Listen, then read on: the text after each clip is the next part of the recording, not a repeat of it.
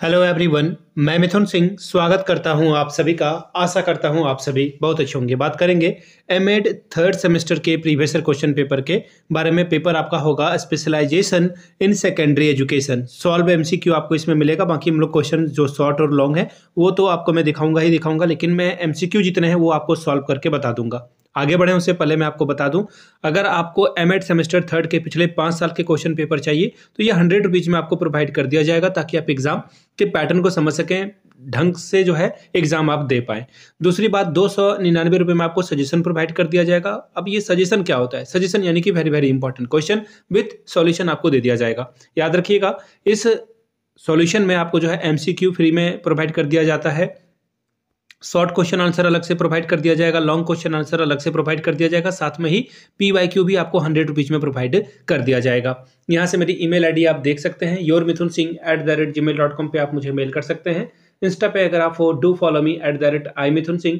वहाँ के आप मुझे व्हाट्सअप कर सकते हैं 7979054474 पे। वैसे मैं बता दूँ कि ये क्वेश्चन पेपर अगर आप देख लेते हो तो आपको बहुत हद तक जो है समझ में आ जाएगा कि सवाल कैसे आपको एग्जाम में सॉल्व करने हैं। यहाँ से आप देख लीजिए, एमएड सेमेस्टर थर्ड और ये specialisation in secondary education SB 301 का पेपर है। 2024 में एग्जाम हुआ था आपका। वक्त मिलता है आपको 3 घंटे का, फुल मार्क्स है 80 का।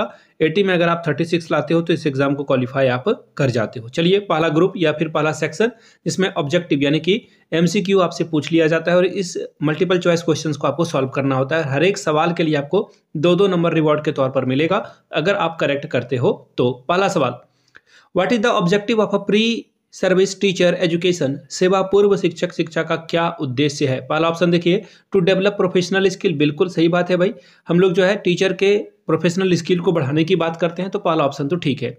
टू डेवलप इंटरेस्ट यानी कि रुचि का विकास करना, पढ़ाने में उसे इंटरेस्ट आए, बिल्कुल।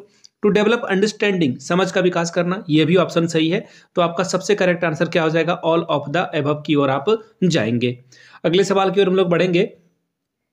Orientation course is design for, यानी कि ओरिएंटेशन कोर्स का जो है निर्माण क्यों किया जाता है? न्यूली अपॉइंटेड टीचर के लिए, सेशन टीचर के लिए, वीक टीचर के लिए या फिर सबके लिए? तो देखिए, ओरिएंटेशन कोर्स जो है हम लोग नए टीचरों को जो रूल रेगुलेशन है या फिर कैसे पढ़ाना है, किस तरह की गलतियों से बचना है, ये जो न्यूली टीचर है उनको ओरिएंटेशन कोर्स के द्वारा बताया जाता है। तो ऑप्शन ए आपका सही होगा। अगले सवाल की ओर हम लोग बढ़ेंगे। Question number C, which of the following is not an appropriate tool for formative assessment? Formative assessment का मतलब क्या होता है? पहले समेटिव असेसमेंट के बारे में बात कर लेते हैं। समेटिव असेसमेंट का मतलब ये होता है कि आप 6 या फिर 1 साल में जो एक ही बार एग्जाम लेते हो और बच्चे का जो है परफॉर्मेंस को नापने की कोशिश करते हो, वो आपका आ गया समेटिव असेसमेंट। इसमें सुधार की गुंजाइश कम होती है। सपोज कर लो कि कोई बच्चा 6 का है, अगर वो 6 के फाइनल सेमेस्टर का एग्जाम दे रहा है या फिर फाइनल एग्जाम दे रहा है, उसके बाद आप सिर्फ रिमार्क दे सकते हो कि बच्चा कितना अच्छा स्कोर कर पाया, कि हाँ कहाँ कमियां हैं। बस कमियों को ठीक करने के लिए आपको या तो 7 क्लास का इंतजार करना होगा या फिर अगर वो 6 में रहता है तो फिर से आप उसे पढ़ाओगे।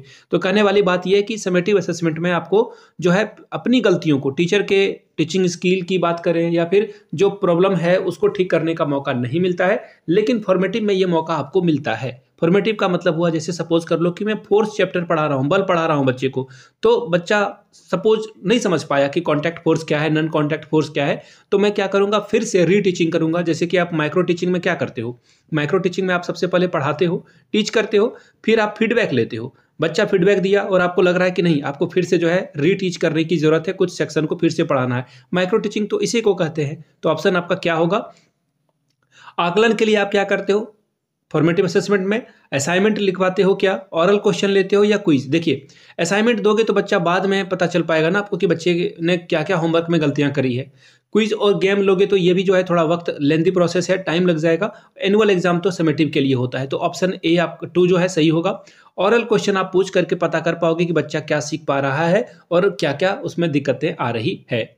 अगला सवाल है, the new framework for NEP 2020 is, new education policy में देखिए 5+3+3+4 का फॉर्मेट बनाया गया है और इसी फॉर्मेट पे हम लोग जो है आगे बढ़ेंगे। तो ऑप्शन आपका 2 सही है। समेटिव असेसमेंट इज डन, ये मैंने आपको बता दिया कि योगात्मक आकलन कब किया जाता है? In the end of the training, यानी कि जब आप सब कुछ सीख लेते हो, समझ लेते हो, ट्रेनिंग ले लेते हो या अपना जो सेशन है वो कंप्लीट कर लेते हो, आफ्टर दैट आपको ये देखने को मिलता है। आगे बढ़ेंगे अगले सवाल की ओर। Question number F, secondary education commission was established, माध्यमिक शिक्षा आयोग की स्थापना कब हुई थी? सितंबर 1952 में इसकी स्थापना की गई थी। Who made the teaching machine first, सबसे पहले जो है टीचिंग मशीन किसने बनाई थी? तो देखिए सिडनी एल प्रेसी के द्वारा जो है, प्रेसी के द्वारा ये जो है तैयार किया गया था। ऑप्शन 4 आपका सही होगा। जिन्होंने भी लगाया ऑप्शन बिल्कुल सही लगाया है। अगला है refresher course is related to, पुनर्चर्या जो पाठ्यक्रम है वह किससे संबंधित है? तो देखिए ये इन सर्विस टीचर के लिए जो है किया जाता है। ठीक है, ऑप्शन ए 2 जो है आपका वो सही होगा।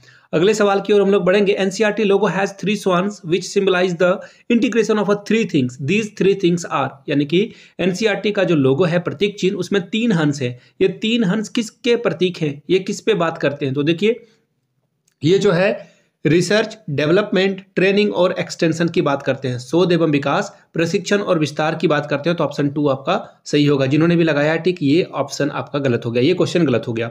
अगला है CCE यानी कि कंटिन्यूअस कॉम्प्रिहेंसिव एवोल्यूशन जो है वो कराया जा रहा है। स्कूल में इसकी शुरुआत की जा रही है, किसके द्वारा? तो देखिए सीबीएसई के द्वारा इसकी शुरुआत की गई है और ये आंसर आपका 3rd जो है वो सही होगा। सेक्शन बी की बात करेंगे। 4 क्वेश्चंस का आंसर करना है आपको, 5 चौके 20 यानी 5 4 7 20 स्कोर आप यहां से कर सकते हैं। Question number 2, discuss the process of a teaching learning of a adolescence in secondary level, माध्यमिक स्तर पर किशोरावस्था की शिक्षण अधिगम प्रक्रिया का वर्णन करें। तीसरा सवाल, describe the work of a continuous and comprehension evolution, सतत एवं व्यापक मूल्यांकन के कार्यों का वर्णन करें। चौथा सवाल, discuss the problem of a girl education in secondary level, यानी कि माध्यमिक स्तर पर बालिका शिक्षा की समस्या का उल्लेख कीजिए। पांचवा सवाल, explain the principle of a school curriculum development at secondary level, माध्यमिक स्तर पर पाठ्यक्रम विकास के सिद्धांतों की व्याख्या कीजिए। छठवां सवाल देखिए क्या है, what do you mean by formative and summative assessment, मैंने आपको ये पहले भी बता रखा था एमसीक्यू में। तो फॉर्मेटिव जो है आप पढ़ाते समय जो है इस पे फीडबैक ले सकते हो, इसे ठीक कर सकते हो। समेटिव में ये मौका आपको नहीं मिलता है। फॉर्मेटिव में पढ़ाते आप जो है थोड़ा बहुत जो है टेस्ट ले सकते हैं बच्चे का, और समेटिव में यहाँ पर जो है एंड में, कोर्स के एंड में, ये ड्यूरिंग में होता है, यानी कि ये चल रहा है तब आप इसमें जो है सुधार कर सकते हो। समेटिव में आप जो है एंड में जो है ये सारी चीज़ों को ठीक कर पाते हो। चलिए आगे बढ़ेंगे सेक्शन सी की ओर। लॉन्ग टाइप के सवाल हैं, 4 सवाल का आंसर करना है, 10 चौके 40 नंबर आपको मिलेगा। पहला सवाल, describe the nature, scope and functioning of a secondary education, माध्यमिक शिक्षा की प्रकृति, क्षेत्र और कार्य प्रणाली का वर्णन करें। 8वां सवाल, describe in detail the problem of universalisation and alternate schooling at secondary education, माध्यमिक शिक्षा के सार्वभौमिकरण और वैकल्पिक स्कूली शिक्षा की समस्याओं का उल्लेख कीजिए। 9वां सवाल, discuss the structure of miss school mapping at a secondary level, यानी कि माध्यमिक स्तर पर MIC स्कूल मैपिंग की संरचना को समझाइए। 10वां सवाल, डिस्क्राइब द असेसमेंट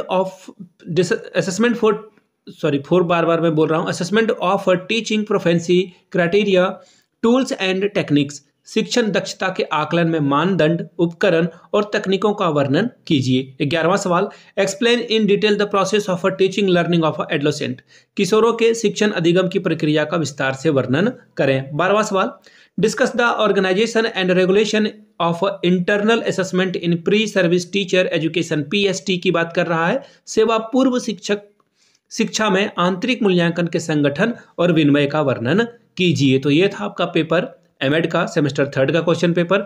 अगर आपको पिछले 5 वर्षों के PDF चाहिए तो ये PYQ 100 रुपये में और 299 रुपये में आपको सजेशन यानी कि वेरी वेरी इंपॉर्टेंट क्वेश्चन के आंसर के साथ आपको जो है ये प्रोवाइड करा दिया जाएगा। यहाँ से मेरी email ID आप देख लें, yourmithunsingh@gmail.com पे आप मुझे मेल कर सकते हैं। इंस्टा पे अगर आप हो डू फॉलो मी @imithunsingh, बाकी आप मुझे व्हाट्सअप कर सकते हैं 7979054474 पे। वीडियो को आपने यहाँ तक देखा, प्यार दिया, इसके लिए आप सभी का बहुत बहुत शुक्रिया। Have a good day.